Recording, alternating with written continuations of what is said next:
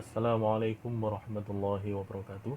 Alhamdulillahirabbil alamin wassalatu wassalamu ala asyrafil anbiya wal mursalin sayyidina wa maulana Muhammadin wa ala alihi wa sahbihi ajmain amma ba'du. Baik, teman-teman sekalian yang berbahagia, hari ini kita akan membahas kembali tentang grafika editing layouting. Nah, pembahasan kita saat ini beranjak pada definisi atau pengertian, tujuan, fungsi, dan jenis gitu ya dari grafika itu sendiri. Nah, kita next. Bahwasanya setelah kita coba runut untuk istilah grafika, ini pertama uh, dianggap bahwa grafika ini berasal dari bahasa Inggris yang asal katanya adalah grafik, Inggris itu ya. Nah, eh, grafik ini bermakna visual presentation atau presentasi visual. Yaitu ini ya. Jadi orang-orang kalau ingin zaman dahulu ingin mempresentasikan beberapa apa ya pesan. Nah, itu bisa salah satunya adalah selain oral ya, selain menyampaikan secara verbal, itu pun juga bisa disampaikan secara visual. Nah, menyampaikan visual ini bisa menggunakan kanvas misalnya ya. Kanvas. Jadi kalau orang ngelukis atau zaman dulu orang kalau mau membuat sebuah karya gambar, dia akan menyediakan yang namanya kanvas. Kanvas itu kalau hari ini kita biasa menyebutnya dengan workspace, lembar kerja. Nah, lembar kerja itu berbentuk eh, benda ya, jadi bisa kertas, bisa biasanya itu enggak kertas biasa yang memang khusus untuk membuat gambar, karena nanti fungsinya itu untuk menyerap tinta ya yang akan digoreskan di kanvas tersebut. Nah, bisa pula dinding, jadi orang bisa berkomunikasi menggunakan gambar yang ditulis di dinding. Zaman dahulu dinding-dinding gua itu terdapat sekian banyak gambar.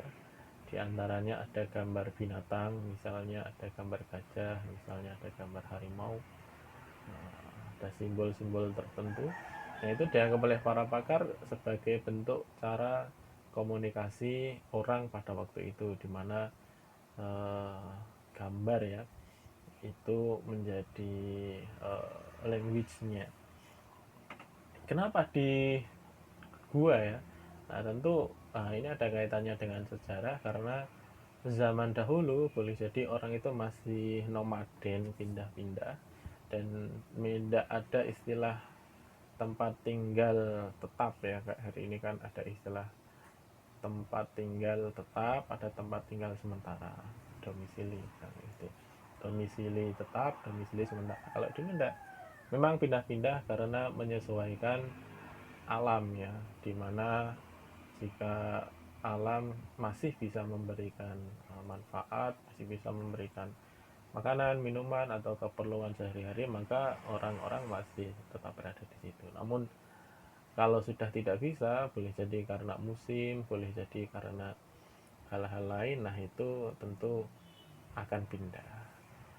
Nah, yang ditempati diantaranya adalah gua ya, karena gua itu bisa menutupi diri kita dari sengatan matahari, dari panasnya siang, atau dinginnya malam, atau hujan, angin. Jadi orang-orang akan lebih nyaman jika bertempat tinggal, nyaman dan aman ya jika bertempat tinggal di dalam gua. Oleh karena itu, gua itu karena dibuat tempat tinggal oleh orang waktu itu, maka ya ada di situ komunikasi. Mungkin ya apa yang dilihat di luaran sana kemudian sebagian digambar. Itulah kenapa para pakar menemukan ada ini gambar binatang diantaranya, gambar binatang tertentu. Nah, itu boleh jadi karena pengalaman yang mereka lakukan pada waktu itu. Nah itu adalah grafik dinding. Itu berjalan sampai hari ini ya. Kita beberapa pekan kemarin sempat ada berita mural, ya, pesan mural. Mural itu lukisan atau coretan yang ada di dinding. Kalian bisa lihat berita-berita bahwa mural yang ada di dinding-dinding di jalanan itu oleh pemerintah dianggap sebagai sesuatu yang tidak bagus, kemudian di, dihapus ya atau dibersihkan. Nah itu bukan masalah pemerintah menghapusnya ya, tapi sudut pandang kita bahwa ternyata mural atau lukisan coretan yang ada di tembok di jalan yang biasa kita lihat terkadang ada di kota-kota besar itu masih efektif ya tanda kutipnya atau masih bisa untuk digunakan sebagai alat untuk komunikasi. Nah, itu kalau dinding. Nah, selain dinding apa? Nah, layar komputer kalau hari ini orang biasa melakukan presentasi visual atau visual presentation via layar komputer atau lebih canggih lagi smartphone. Nah, jadi tinggal di genggaman di HP kita bisa menjelaskan sesuatu, kita bisa share tentang sesuatu. Nah itu hebatnya atau canggihnya zaman sekarang ya. Tentu layar komputer, smartphone ini lebih memanjakan user karena eh, satu pasti lebih mudah dilengkapi dengan fitur-fitur gambar. Kalau kita mau menggambar via komputer banyak ya aplikasi, mulai aplikasi grafis itu Corel Draw itu hari ini sudah ada, saya pakai versi itu sudah 21 kalau tidak salah, apa ya, atau masih 18 ya saya punya. Nah itu terus berkembang terus ada update, begitu pula Adobe Photoshop ya yang versi bitmap. Nah itu juga terus berkembang, artinya jika aplikasi atau software itu masih terus update, masih terus melakukan perbaruan, itu bisa menjadi salah satu indikator bahwa sampai hari ini grafika atau grafis itu masih sangat relevan, masih sangat efektif untuk dijadikan sebagai sarana atau media untuk komunikasi atau visual presentasi visual. Oke, grafika berikutnya dianggap sebagai bentuk dari grapos. Grapos ini bahasa Yunani. Jadi memang bangsa Yunani ini memiliki peradaban yang luar biasa, sudah maju. Jadi semenjak zaman dahulu Yunani ini sudah memiliki perkembangan pengetahuan yang cukup mapan ya, dan bahkan sampai sekarang tokoh-tokohnya masih kita rujuk, masih kita ulas ya. Misalnya tokoh-tokoh filsafat, para filsuf, kalau kalian masih ingat ada Socrates, ada Aristoteles, itu tokoh-tokoh bangsa Yunani. Kalau tokoh bangsa Jawa apa ya? Ada legenda-legenda Arjuna, nggak tahu ya bagaimana. Grafika ini yang kedua dianggap sebagai istilah yang berasal dari bangsa Yunani, grafos, yang artinya cetak atau printing. Jadi kembali bahwa memang grafika itu pada awal mulanya ditujukan untuk media yang pada akhirnya dicetak. Nah, jadi printing gitu ya, percetakan. Waktu itu orang bisa melukis ya, kalau kita kembali pada contoh tadi, kanvas itu kan benda padat yang bisa kita raba secara indrawi, pakai tangan dilihat itu bisa ya. Nah kemudian dinding atau bebatuan bisa mencetak batu. Nah, batu itu bisa dilukis ya, di apa ya, hari ini kita bisa lihat begitu luar biasanya karya Borobudur itu. Di samping bentuk bangunannya yang megah, nah, di situ pun ada pesan gambarnya ya. Ada pesan gambar yang ditulis di batu, digambar di batu. Jadi bebatuan itu sebagian ada yang menggambarkan kronologis sebuah peristiwa. Jadi mungkin peristiwa penting yang terjadi pada waktu itu dipahat oleh masyarakat, dijadikan sebuah pesan. Itu di dinding-dinding batu. Itu cetak zaman dulu. Kalau hari ini karena perkembangan dunia grafika yang begitu luar biasa, itu cukup menggunakan digital. Nah, jadi tidak perlu dicetak, hanya berupa file software gitu ya. File, nah itu di share dari satu ke yang lain. Nah itu bisa apa ya, sudah bisa viral, semua orang sudah tahu karena hari ini memang era digital. Itu grafikanya. Itu secara bahasa. Nah kemudian secara istilah apa?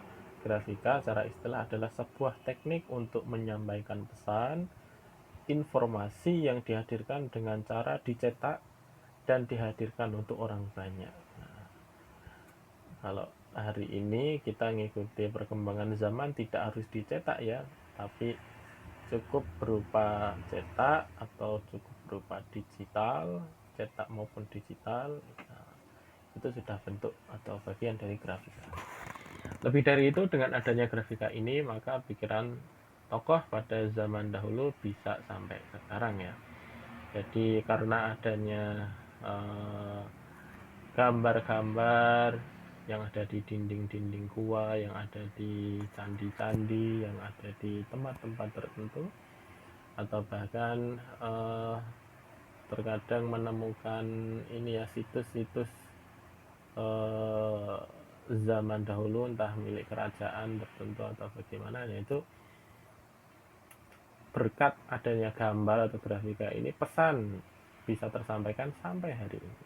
Kita tahu, bisa mengangan-angan ya, bisa mengira-ngira, oh zaman dahulu itu orang ternyata suka berkebun, oh ternyata sistem pengairan zaman dahulu itu sudah luar biasa modern, konsepnya sudah konsep modern. Jadi beberapa situs yang ditemukan oleh pemerintah itu menemukan bahwa pengairan, karena memang di daerah tropis hujan dan kemarau, ini para kerajaan sudah membuat desain yang luar biasa. Kan bisa cek hal itu di sejarah ya. Nah, berkat jasa grafika, maka semua kebutuhan akan semakin dipermudah. Ya, sedemikian kompleksnya sebuah berita yang disampaikan oleh media massa tertentu, entah televisi atau atau media online, itu akan mudah kalau dibentuk dalam model grafik. Nah, jadi ada grafisnya, ada timelinenya. Biasanya peristiwa mulai kapan dibuat gambar, dibuat timeline, mulai bisa apa ya, kalau kita ngikuti suap apa itu ya, korupsi bansos, korupsi bansos atau korupsi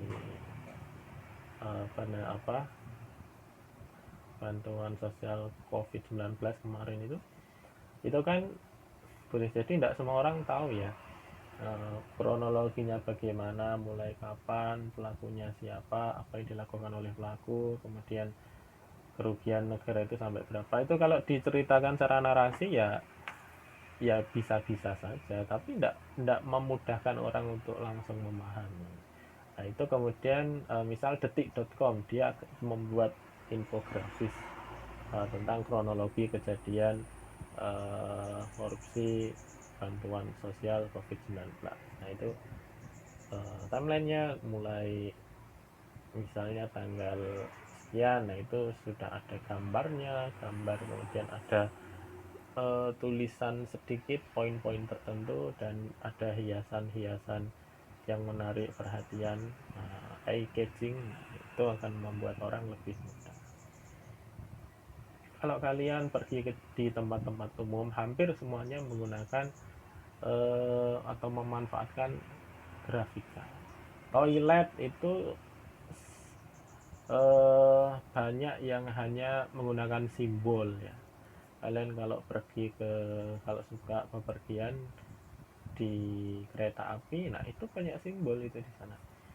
Loket ada gambarnya, kemudian selain tulisannya ada gambarnya, kemudian wifi itu juga ada gambarnya, area charger smartphone atau laptop itu juga sudah dikasih gambar, ada titik kumpul, ada semuanya, hampir semuanya itu menggunakan gambar karena itu lebih mudah difahami daripada tulisan.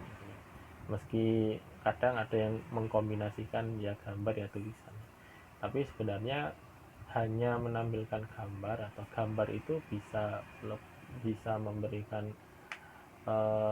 makna yang lebih banyak dan lebih lengkap, komprehensif dibanding hanya sebuah tulisan atau kata-kata berikutnya. Gambar orang sedih, orang menangis di tengah keramaian kota, di tengah hiruk pikuk. Nah itu kalau dulu itu disebut sebagai foto celah dunia. Jadi ada ketimpangan ya, ada pengemis, kemudian di belakangnya ada jalan raya yang macet, yang macet itu mobilnya bagus-bagus, kemudian ada gedung-gedung pencakar langit, tapi ada pengemisnya di situ. Nah kemudian itu difoto, dijepret, nah kemudian dijadikan sebuah karya grafis ya. Nah itu bisa memberikan makna yang lebih luas dibanding hanya kalian menulis secara fiches tentang maksud atau apa yang terjadi atau situasi apa. Gambar itu penting. Nah, itu ya. Kita next. Kemudian grafika menurut para ahli. Yang pertama Suyanto, Bapak Suyanto mengatakan aplikasi dari keterampilan seni serta komunikasi untuk kebutuhan bisnis dan juga industri. Jadi grafika ini adalah penerapan sebuah seni. Jadi kalau orang mau memiliki daya imajinasi atau sense of seninya ini besar, kuat, mendalam, nah, dia bisa menuangkannya dalam bentuk grafis.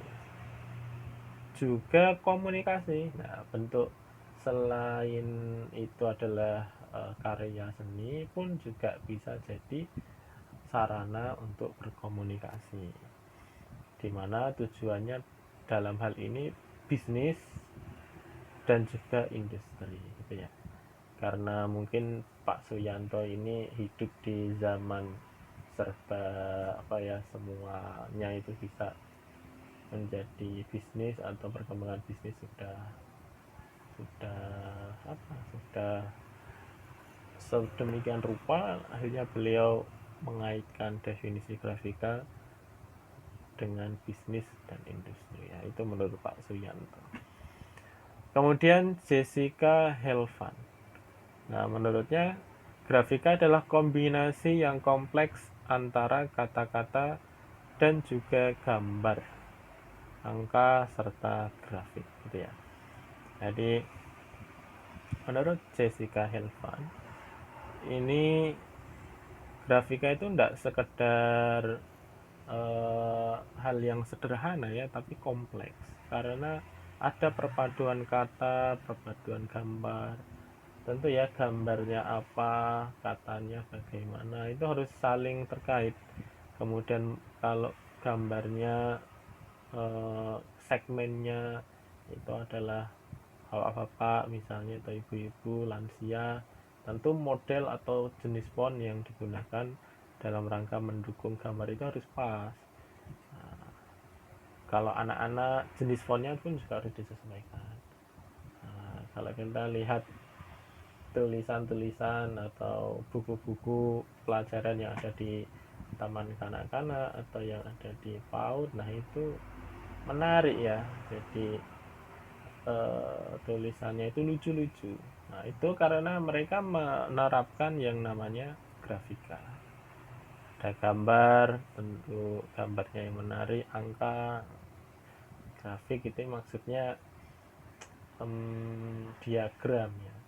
Diagram itu juga penting ya. Diagram banyak modelnya, ada diagram batang, ada diagram lingkaran. Ya kan kalian bisa cek saja contohnya itu di MS Word ya.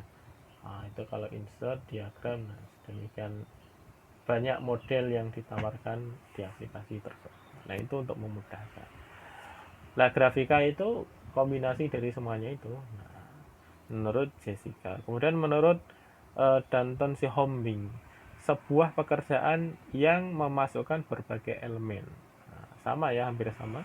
Kalau Jessica tadi kompleks, menggunakan istilah kompleks, tapi kalau Danton Sihombing dia menggunakan istilah memasukkan berbagai elemen seperti marka. Marka itu garis ya, simbol, serta uraian verbal yang divisualisasikan melalui tipografi gambar, baik menggunakan teknik fotografi atau ilustrasi. Nah, itu saya kira mudah ya difahami ya. Tipografi. Saya ingin mengulas bahwa tipografi itu adalah ilmu tentang font ya, ilmu tentang huruf. Jadi huruf itu ada huruf yang serif, ada yang sans serif. Maksudnya serif itu terkait apa ya, berkait. Jadi di ujungnya itu seperti ada pengaitnya, ada kotaknya. Sans serif itu artinya tidak ada kaitnya. Nah itu punya efek psikologis yang berbeda gitu ya. Kalau kalian mau membuat informasi untuk halayak ramai, itu gunakanlah yang tidak ada kaitnya. Bisa pakai Arial, pilihannya nanti macam-macam, bisa Arial, Arial Black, itu yang tidak ada kaitnya ya. Kalau yang berkait itu seperti Times New Roman, itu berkait ya. Jadi kalau nulis A, huruf A itu di setiap ujung dari huruf tersebut ada pengaitnya. Itu tipografi. Next ya. Kemudian sejarah grafika ya, tadi saya sudah singgung bahwa beberapa sumber sejarah mencatat informasi tanggal dari sebuah gambar yang ada di dinding gua. Berumur setidaknya lebih dari 30.000 tahun. Oh, luar biasa ya. Jadi setelah para ahli mencoba menghitung goresan tulisan, goresan gambar yang ada di bebatuan dinding gua itu diperkirakan 30.000 tahun yang lalu. Wow, luar biasa sekali. Kemudian jadi orang sudah mulai menggores ya, itu sudah sejak lama. Kemudian di tahun 2500 sebelum Masehi, ini orang-orang Mesir membuat seni pahat, yaitu hieroglyphics di atas sebuah batu. Jadi bebatuan, kalau kalian bisa cek ya di browsing atau di beberapa literatur, itu piramida atau sphinx itu ada goresan-goresannya ya, ada seninya, ada pahatnya di situ.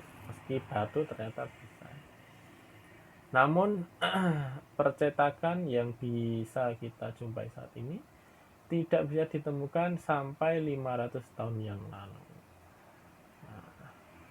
Jadi 500 tahun lalu itu baru ditemukan percetakan ya. Masih ingat siapa nama penemu percetakan? Nah, itu penting ya, nama-nama tokoh itu. Nah, kalian bisa cari.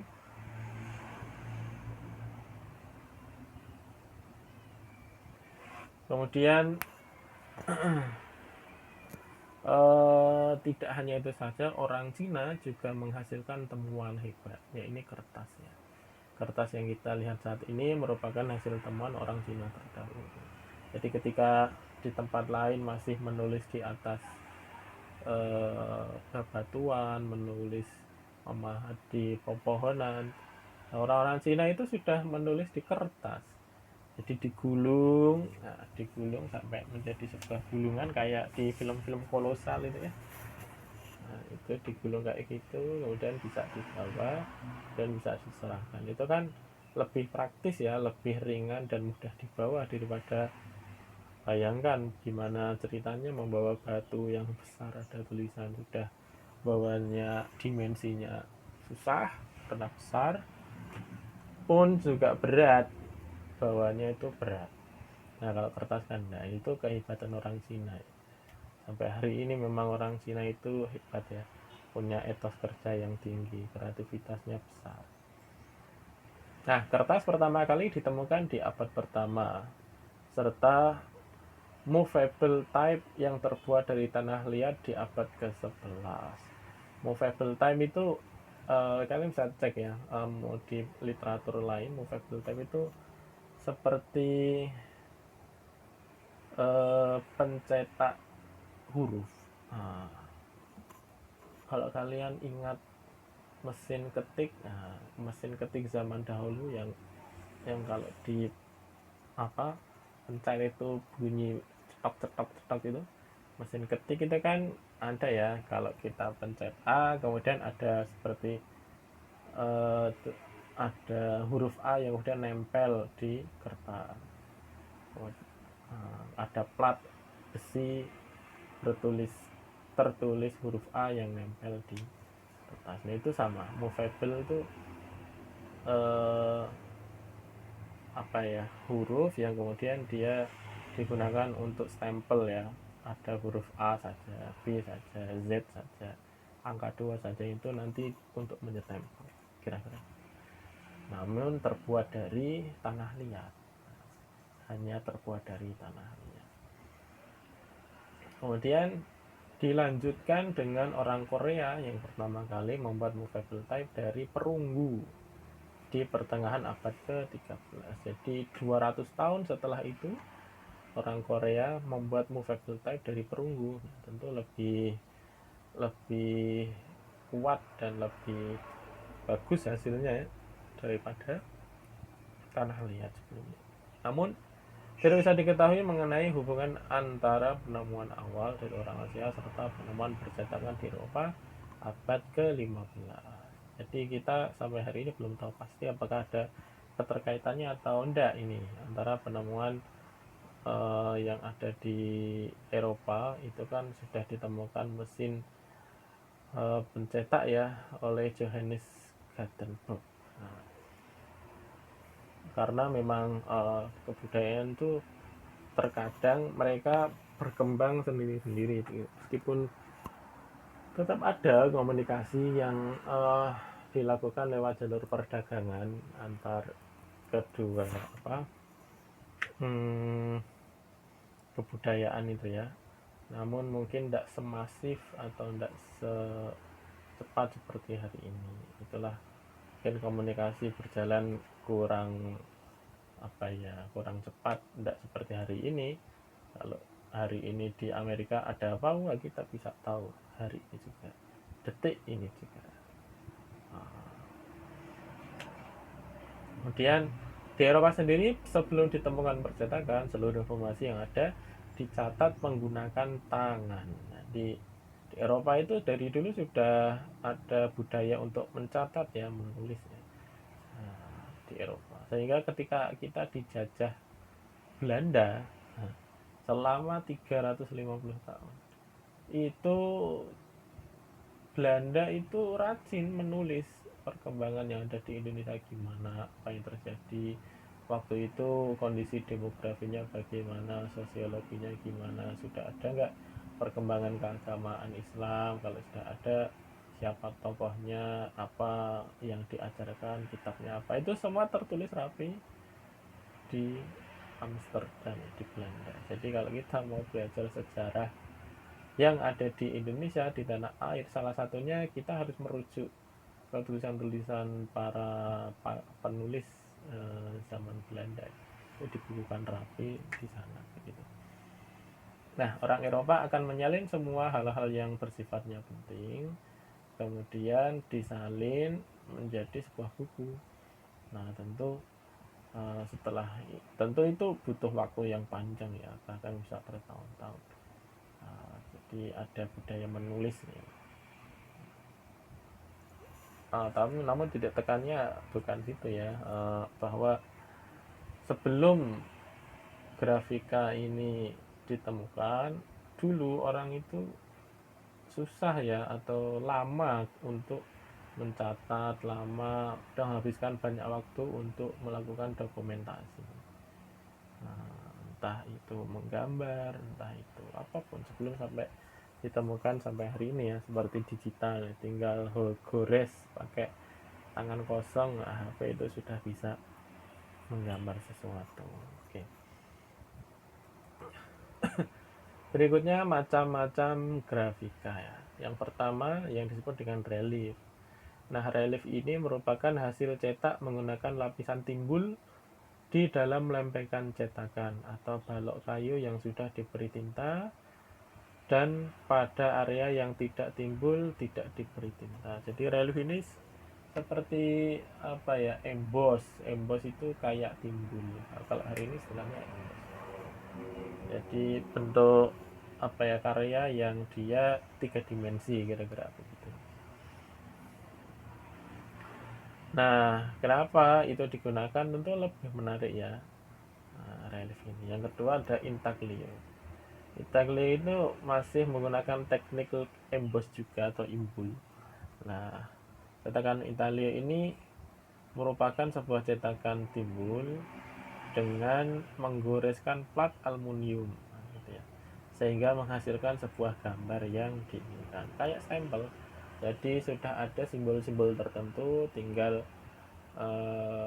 alatnya itu kan terbuat dari plat ya, dikasih tinta, kemudian kayak distempelkan atau digoreskan di kanvas yang diinginkan. Itu metode intaglio.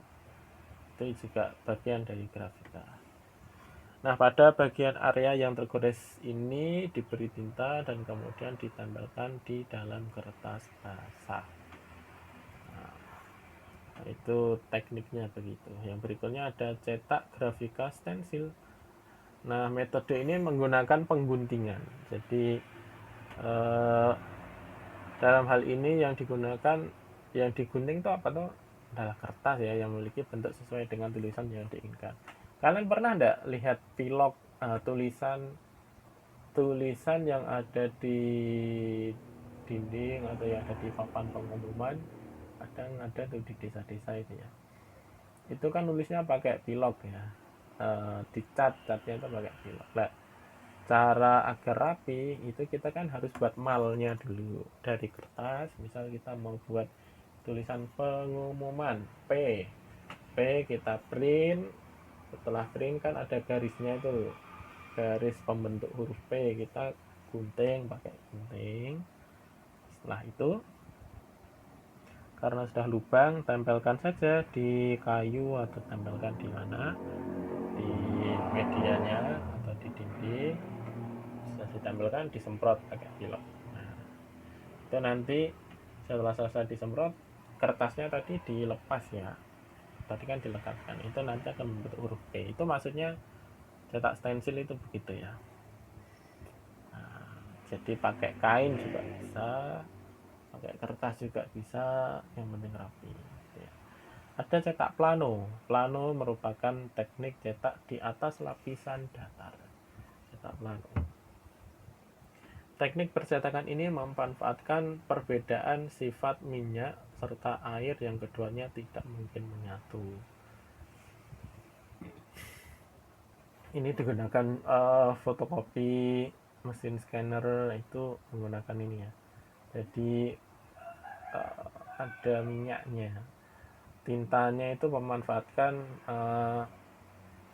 sifat air dan minyak. apa ya, tintanya itu menempel langsung di kertas itu, serbuk ya, berupa serbuk. Kalau mesin fotokopi itu tintanya enggak kayak printer basah gitu, enggak, tapi serbuk dia. Kemudian berikutnya ada kolagrafi. Nah, kolagrafi ini kalau kalian pernah lihat hasil cetakan dengan objek yang menempel dalam kanvas serta semuanya diberi cat, kemudian objeknya dilepas, nah itu kolagrafi. Kolase ya, kalian bisa lihat kolase itu juga mirip-mirip kolagrafi. Fotografi. Nah, fotografi ini pakai foto ya, jadi kamera. Nah, ini sudah hari ini cukup menggunakan smartphone, kalian bisa memotret gambar-gambar yang memiliki nilai seni. Nah, itu juga bagian dari bentuk grafika. Foto ini banyak pengaruhnya ya. Pertama, ditentukan oleh keahlian sang pemotret. Apa ya, trik untuk atau teknik motret itu ada. Yang pasti, yang dasar yang harus kita ketahui, jangan sampai goyang. Nah, jadi moto itu harus tangannya benar-benar menyangga ya. Kalau kita motret itu fungsi tangan itu tidak hanya untuk memegang HP, kamera itu enggak, tapi penyangga itu agar dia enggak gerak. Itulah pentingnya tripod ya. Tripod itu karena dia benda diletakkan di situ enggak gerak, maka hasilnya enggak akan ngeblur dan pasti bagus, akan fokus gitu ya. Kalau kamera kan, nah, sehingga teknik untuk memegang kamera itu banyak. Ada yang harus ditempelkan di apa ya, di dada sikutnya itu agar tidak gerak. Ada yang guyonan, jangan sampai nafas. Kalau motor tidak boleh nafas, gimana ya. Nah, itu dalam rangka agar tidak gerak. Pertama itu ya, orangnya yang moto itu punya pengetahuan enggak tentang bagaimana cara memoto yang baik. Kemudian itu ya, terkait dengan yang difoto, alatnya juga, fotonya itu bagus enggak, itu juga penting. Berikutnya ada cetak saring. Nah, cetak saring ini hasil pengembangan dari cetak stensil ya, dimana cetak stensil kan tadi memiliki kekurangan tadi yang pakai kertas kemudian digunting-gunting. Nah, itu cetak saring ini huruf-huruf yang sulit seperti O, D, E, A, nah, itu digunakan metode sedemikian rupa karena memang kurvanya yang melengkung. Kita bisa jumpai cetak saring ini di kaos, spanduk, bungkus makanan. Nah, kalau minuman, kalau kalian beli di Gojek itu, minuman yang kemasannya dari plastik, nah, itu kan biasanya ada mereknya ya. Nah, itu teknik cetak saring. Cetak digital, digital ya secara digital saja. Jadi itu dicetak secara digital, saya kira begitu. Jadi bentuk file bisa PNG, bisa JPEG, itu bentuk-bentuk yang sering kita jumpai ya di format-format digital. Nah, tujuan grafika yang pertama adalah memperindah media. Nah, tentu sangat penting ya tata letak. Kalian bisa lihat contohnya itu ya, contoh dalam pembuatan cover buku. Nah, itu mempertimbangkan keindahan, aspek keindahan. Jadi orang nyaman, orang mau membeli sebuah buku itu tidak hanya karena masalah substansi tulisan, itu memang iya, tapi juga keindahan atau tata letak layout yang ditawarkan itu ternyata juga membuat orang nyaman dalam membaca. Nah, itu memperindah media. Hampir semuanya, bukan hampir ya, semuanya itu fungsinya untuk memperindah media. Kalau kalian lihat apa misalnya kemasan-kemasan produk tertentu, parfum, itu eh, fungsinya untuk memperindah kemasan parfum. Kemudian kalender, itu agar terlihat menarik. Itu orang beli kalender atau beli sesuatu itu bukan karena masalah di situ angkanya atau tanggalannya itu saja, tapi juga karena desainnya ya. Apakah mudah dilihat atau enggak, terlalu rumit atau enggak, itu itu fungsi. Yang kedua, media untuk menyampaikan pesan, jelas ya. Jadi seni grafika ini digunakan untuk menyampaikan pesan kepada siapa saja yang melihatnya. Nah, kalau kalian melihat ada Bu Puan Maharani, ada Erlangga, ada Gus Muhaimin di jalan, melihat melihat posternya. Nah, itu poster itu dibuat bukan untuk siapa-siapa, ya untuk kamu sendiri itu yang membaca. Jadi itu buat siapa saja yang melihat, ya itu memang buat yang melihat. Karena kita melihat poster itu berarti poster itu pesannya ditujukan kepada kita, ya. Jadi media penyampai pesan. Nah, ini lebih irit biaya ya, karena tidak perlu kampanye door to door membuat acara besar di tengah lapangan atau bagaimana. Cukup mencetak sebuah poster, tempel di jalan raya, sudah sebanyak orang yang lewat itulah pesan itu, sebanyak itu pula pesan itu tersampaikan. Nah, kira-kira asumsinya begitu lah. Masalah orang lewat membaca atau enggak itu ya enggak tahu ya. Nah, kadang kita lewat pun juga enggak tahu ada posternya aja ya. Tapi kembali bahwa grafika ini bisa berfungsi sebagai media penyampai gitu. Kemudian yang berikutnya, menambah nilai jual. Nah, dengan adanya pesan yang disematkan dalam bentuk visual yang menarik, sebuah produk bisa meningkat nilai jualnya. Mau jualan rumah, tidak ada gambar rumahnya, hanya tulisan semua.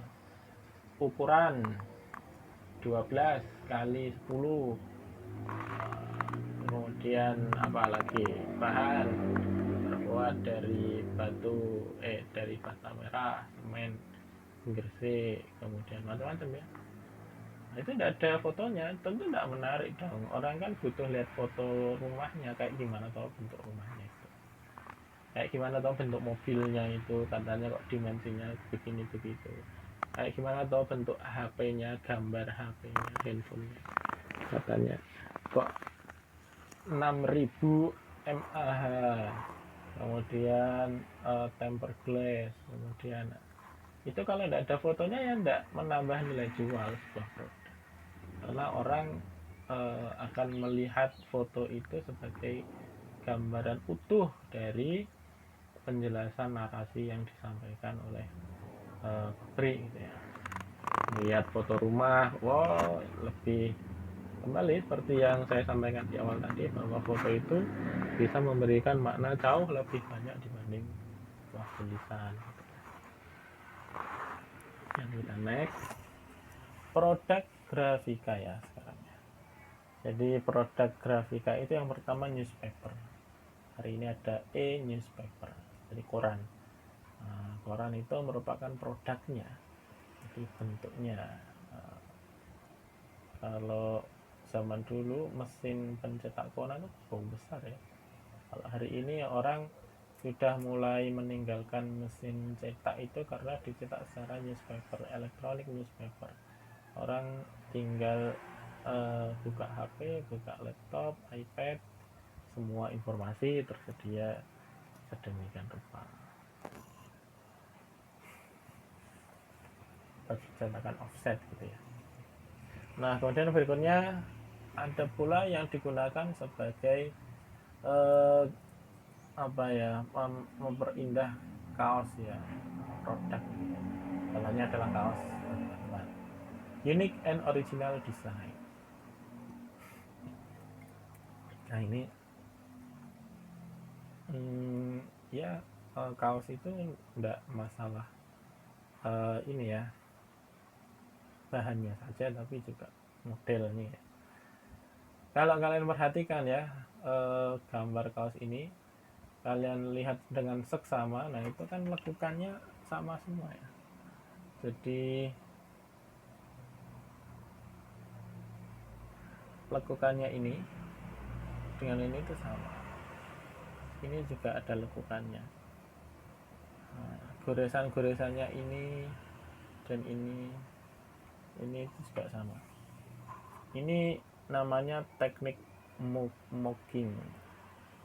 Jadi menggunakan desain. Jadi itu sebenarnya kaosnya hanya satu, namun di copy, nah kemudian ditempel tulisan, sehingga karena menggunakan efek mocking tadi terlihat lebih ini ya, realistis. Unique and original design untuk transport gambar. Oke, kita next untuk poster. Jadi poster hampir pemberitahunya gitu semuanya menggunakan kerangka poster. Poster itu bisa berfungsi sebagai media promosi, bisa pula media pemberitahuan kayak tadi ya. Kayak ini masih banyak celah kok nyerah. Tanya kenapa? Nah, ini apa ajakan untuk jangan berhenti merokok ya? Karena masih ada celahnya. Namun ya gitulah ya, iklan ya, promosi. Sejarahnya, kalau sejarah poster itu dulu menggunakan kayu atau tembok ya. Tapi karena perkembangan zaman, sekarang poster itu sudah menggunakan cetakan digital. Lebih menarik, lebih artistik karena memang medianya sudah sangat mumpuni hari ini. Dan berikutnya ada produknya itu untuk kemasan makanan. Nah, jadi makanan itu dikemas bukan hanya masalah rasa, memang rasa itu juga penting, namun kemasan itu juga tidak kalah penting, karena kalau makanan seenak apapun kalau dikemas dengan cara yang tidak bagus ya gimana orang mau beli, karena tidak tertarik. Itu penting. Nah, ini ada minuman, ada good food, makanan sehat, macam-macam ya. Banana and peach breakfast, jadi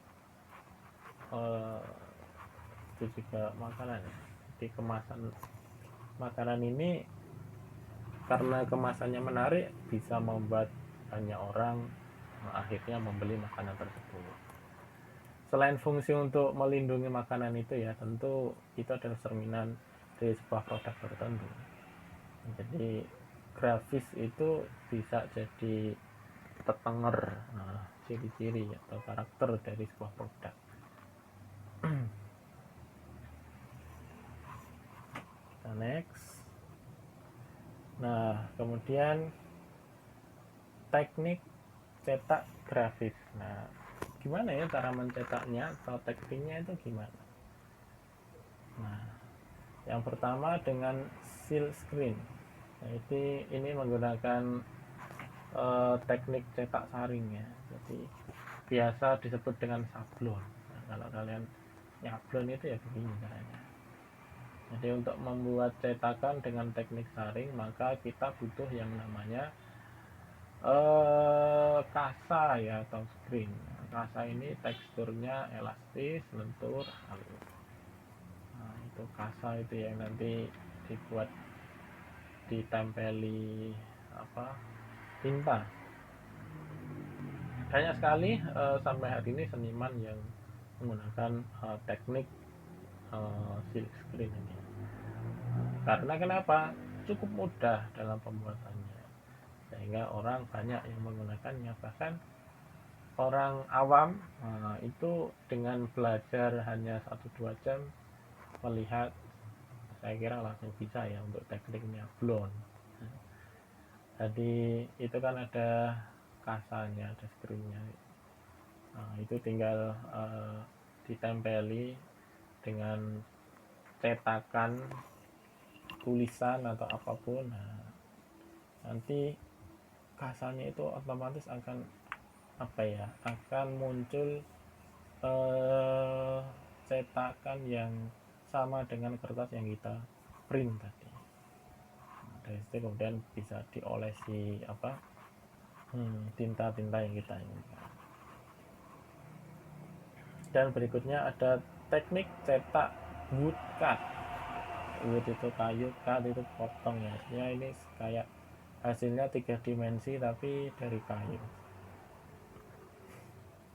Tentu ini lebih luar biasa ya, karena lebih artistik. Ini biasa disebut sebagai teknik cetak tinggi, karena cetakannya tinggi. Jadi sebagian besar orang mengenalnya dengan teknik cungkil, karena memang nanti butuh kayak alat tatah itu ya untuk memahat. Nah itu kan macam-macam ya jenis pahatan. Saya kira kalau teman-teman ada yang dari Jepara, nah ini bisa paham ya. Jadi pisau tatah itu mata pisaunya bisa macam-macam ya, sesuai dengan fungsi dan gunanya.